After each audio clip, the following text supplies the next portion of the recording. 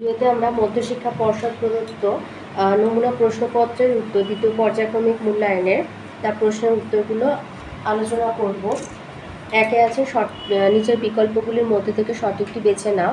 1 স্বদেশী মিটিংয়ের রীতি ছিল নেতাজির বক্তৃতার আগে নজরুলের গান। 2 মদনপল্লীতে জেমস এইচ কাজিন্স রবীন্দ্রনাথের সম্মানে যে সভার আয়োজন করেছিলেন সেখানে তিনি জনগণ মন গানটির নামকরণ করেছিলেন the morning song of India. 2 বলেছে শামুকের চলন দেখলে লেখকের বলতে ইচ্ছে করে যে আমি চলে গেছি, আমি এ পথে আমি যে গেছি, লেখকের কেন এরকম মনে হয়েছে। শামুকের চলন দেখলে লেখকের বলতে ইচ্ছে করে এ পথে আমি যে গেছি, লেখকের কেন এরকম মনে হয়েছে। বাগান শামুক তাদের প্রসারিত একখানি মাংসল পুরু পা দিয়ে চলে, আর চলার সময় পথে রেখে যায় একটি জলীয় পদচিহ্ন, এই পদচিহ্ন দেখে লেখকের এরকম মনে হয়েছে।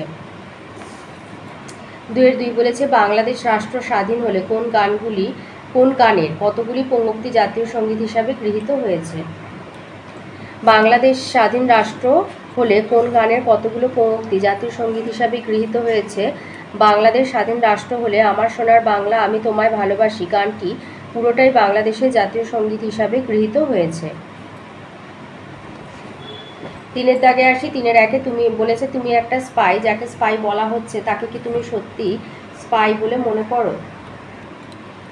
স্পাই শব্দের অর্থ হলো চর, অর্থাৎ যে গুপ্ত সংবাদ আদান প্রদান করে, কিন্তু আলোচ্য উক্তিটিতে স্পাই বলা হয়েছে অসীমাকে এবং বলেছেন বৃষ্টিবিজ্ঞানী পুরন্দর চৌধুরী।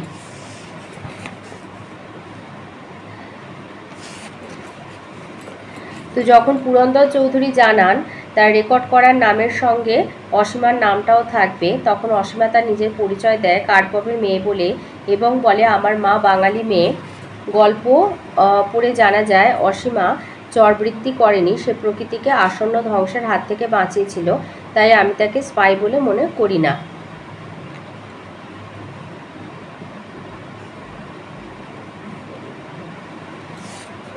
তিনের 2 আছে বাইরের চলাটা আসল নয়, লেখকের মতে আসল চলা কোনটি।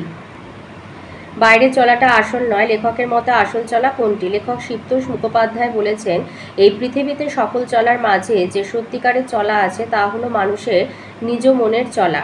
এই চলা দুর্বার, এই দুর্বার চলার মধ্য দিয়েই মানুষ তার সামনের সমস্ত চরম বিপদ থেকে নিজেকে উদ্ধার করতে পারে, এমনকি শারীরিক প্রতিবন্ধকতা নিয়েও জয় করে সকল বাধা। তাই লেখক বলেছেন মনের দৌড়ে মানুষ চ্যাম্পিয়ন। 4 আছে বিকল্পগুলি থেকে সঠিক উত্তর বেছে নিয়ে লিখতে বলেছে। 4 কাল থেকে মনে লেগে আছে খটকা, খটকা কি নিয়ে, ঝোলাগুড় কিসে দেয়। 4 বর্ষায় আজ বিদ্রোহ বুঝি করে, এখানে কার বিদ্রোহের করার কথা বলা হয়েছে, মজা নদী। 4 বলেছে কোন কাব্যগ্রন্থটি কামিনী রায়ের লেখা নয়, ছাড়পত্র কাব্যগ্রন্থটি কামিনী রায়ের লেখা নয়। 5 বলেছে ভালো কথা শুনলে কবিতার লোকটি কি করে। ভালো কথা শুনলে কবিতার লোকটি নোট বইতে তাড়াতাড়ি করে লিখে নেয়। বক্তা ভালো কথা শুনলে চটপট সেগুলি নোট বইতে লিখে রাখে। 5 ব্যস্ত ঘড়ির কাঁটা কোথায় থেমে গেছে, বৃষ্টিমুখর লাজুক গ্রামে। 5 কে বা রক্ষা করে, কি রক্ষা করার কথা বলা হয়েছে, প্রাচীনকালে নির্মিত স্মৃতিসৌধগুলি রক্ষা করার কথা বলা হয়েছে।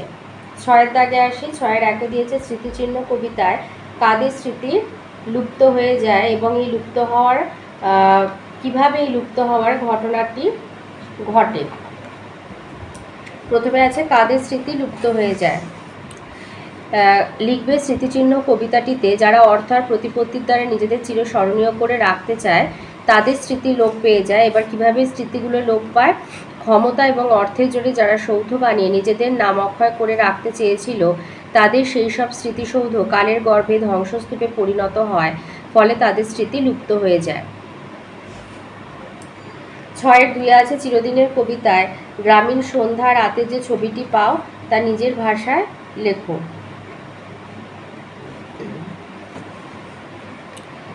চিরদিনের কবিতায় গ্রামীণ সন্ধ্যা এবং রাতের যে ছবিটি পাও তা নিজের ভাষায় লেখো। চিরদিনের কবিতার সন্ধ্যাকে স্বাগত জানানো হয় শাঁখের আওয়াজে এবং ঘরে ঘরে দ্বীপ জ্বলে। পুরো বটতলা গ্রাম্য মানুষেরা সান্ধ্য আড্ডায় জমায়েত হয়, তারপর সন্ধ্যা পেরিয়ে রাতের আগমন ঘটে।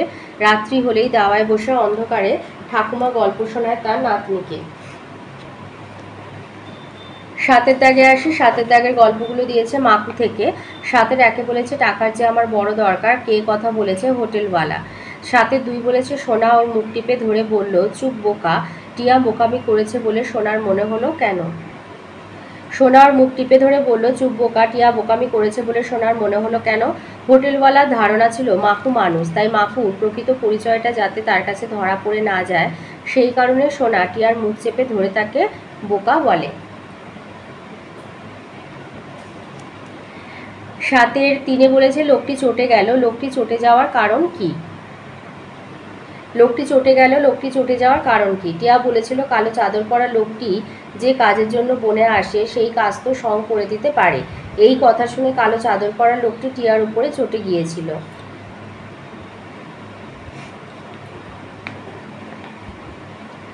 8-এর দাগে আসি। 8-এর 1-এ বলেছে হোটেল বলে ওঠে হোটেল, সে এক এলাহি ব্যাপার। মাকুর কাহিনী অবলম্বনে সেই এলাহি ব্যাপারের বর্ণনা দাও। মাকু গল্পে এক এলাহি হোটেলের বর্ণনা আছে। গাছ থেকে কয়েকটি বড় লণ্ঠন ঝুলছিল। গাছের গোড়ায় 3টে পাথর বসিয়ে প্রকাণ্ড উনুন তৈরি হয়েছিল। তার গনগনে আগুনে মস্ত পিতলের হাঁড়িতে রান্না হচ্ছিল। চারদিকে রান্নার গন্ধ ছড়িয়ে পড়ছিল। মাথার ওপর ডালপালার ফাঁক দিয়ে চাঁদের আলো এসে পড়ছিল। বটগাছের নিচু নিচু ডালে সারি সারি লোক পা ঝুলিয়ে বসেছিল। কাঁচা কাঠের তক্তা ফেলে তাতে খাওয়া দাওয়া চলছিল। 8-এর 2-এ দিয়েছে এবার চলো গেছো ঘরে, শোবে চলো, চোখ তোমাদের জড়িয়ে আসছে। এরকম গেছো ঘরে শুয়ে থাকার অভিজ্ঞতার কথা কল্পনা করে কয়েকটি বাক্য লেখো।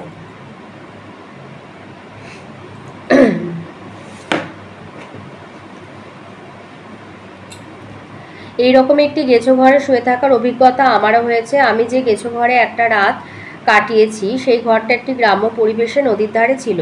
সেই ঘরটা ছিল পুরোটাই কাঠের তৈরি। ঘরটি দোতলা পর্যন্ত কাঠের সিঁড়িগুলি খুব সুন্দর ছিল, যা বাহারি গাছের পাতা দিয়ে ঢাকা ছিল। সেই সিঁড়ি দিয়ে হেঁটে যাওয়ার সময় পায়ের তালুতে নরম ভাব অনুভব করেছিলাম। দোতলার ঘরটিও বাহারি গাছে আচ্ছাদিত ছিল। ঘরের জানালাগুলো দিয়ে দক্ষিণা হাওয়ার মনোরম ছোঁয়া অনুভব করেছিলাম। সময়টা ছিল রাত্রি। আমি ধীরে ধীরে সেই হাওয়ার ছোঁয়ায় ঘুমিয়ে পড়েছিলাম। সকালবেলার পাখির এবং খুব ভোরের সূর্যের মৃদুমন্দ আলো আমাদের চোখে ঘুম ভাঙিয়ে দিয়েছিল। তারপর ঘুম ভেঙে যে মনোরম পরিবেশ দেখেছিলাম তাতে আমার মন প্রাণ সব জুড়িয়ে গিয়েছিল।